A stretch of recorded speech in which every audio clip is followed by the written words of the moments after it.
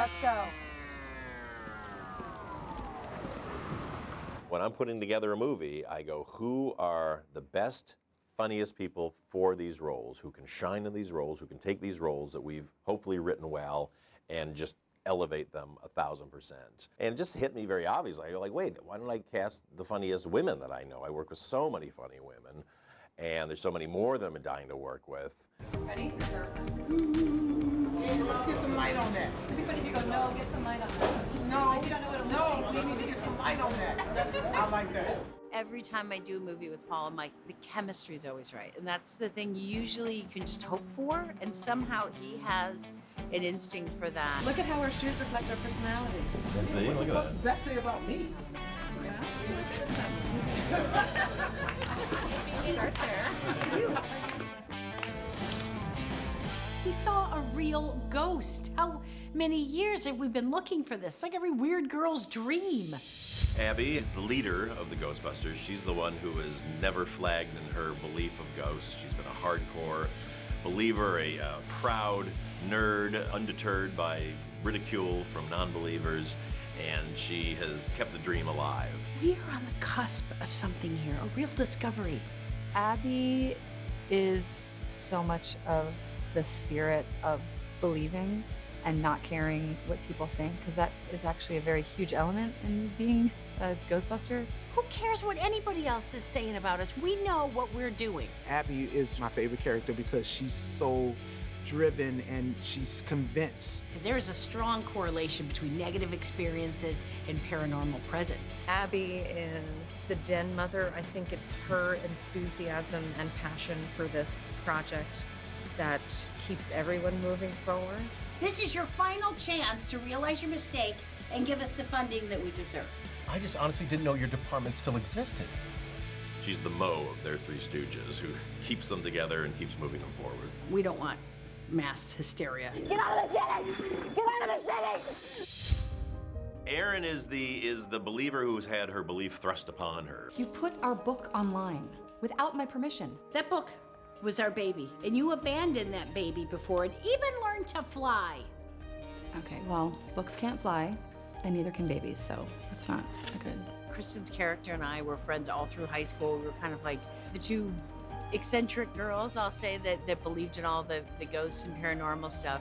It's never too late if you believe. In what? Ghosts! They're real! Erin is so happy to know that what she believes in is real and is passionate about ghosts. Abby, what just happened? I'll tell you what just happened. We saw ghosts. We saw ghosts! Ghosts are real!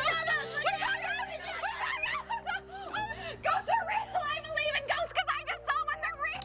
But at the same time, she's just been ground down by being called illegitimate. Illegitimacy means more to her. Please don't pretend that this is a prank. I think she wanted to live a life where she wasn't the weirdo and people thinking she was crazy, and so she just kind of left that whole paranormal ghost world behind. They actually said I was crazy and I had to go to therapy for a couple years. And anyway, kids at school found out and made fun of me and laughed at me, called me Ghost Girl. We had this part of Holtzman, which was just kind of this really nutty weirdo part. And if you know Kate, she's lovely, but she's a nutty weirdo in the most wonderful way. I killed Big Bird and cut off his arm. Holtzman, come on! She's the odd brain of the group. Case in point. What is this for? It catches ghosts and it transports them somewhere else. I don't know where, but I have a feeling it's Michigan. Kate had never worked with, so I did a little improv session with her once I cast her. You know, I just met her and we sat in this room for an hour and I just interviewed her and had her be Jillian Holtzman. You're our physical person also. You're our, you know, she's the one who's kind of... Yeah, exactly. That's right. And that was how we sort of found the character. A Faraday cage to attenuate physical protection to quenches. Holtzman has a passion for figuring out how to scientifically interact with ghosts, how to capture them, how to, use her skill to interact with them. And so she's the hardware nut. Got a cryo cooler to reduce helium boil off and top it all off, literally. A mother grabbing a Faraday cage. She's bizarre. She is freakish. You know what they say?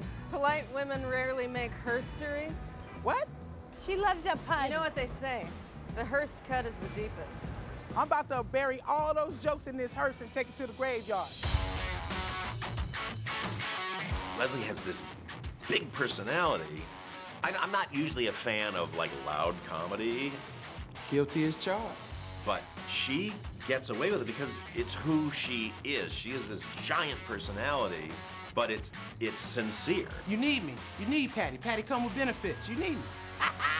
She can just completely shine in this Patty Tolan role because it's the outsider coming in. She's seeing all this weird stuff for the first time. She's sort of the common sense one of have you guys tested this?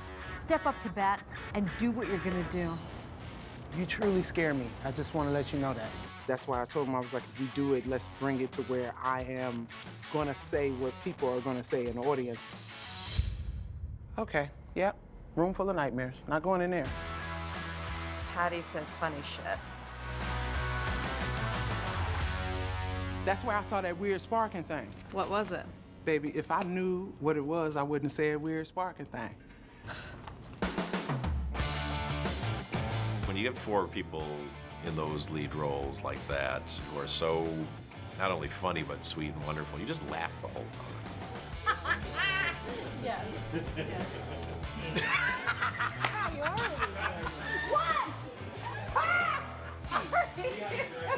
You're the one with one wonton. They're all sort of just these 4 misfits that find each other, which I love that kind of story. Here's your poster, guys. Hopper, get it. We got so lucky with the 4 of us. It's felt right since day one.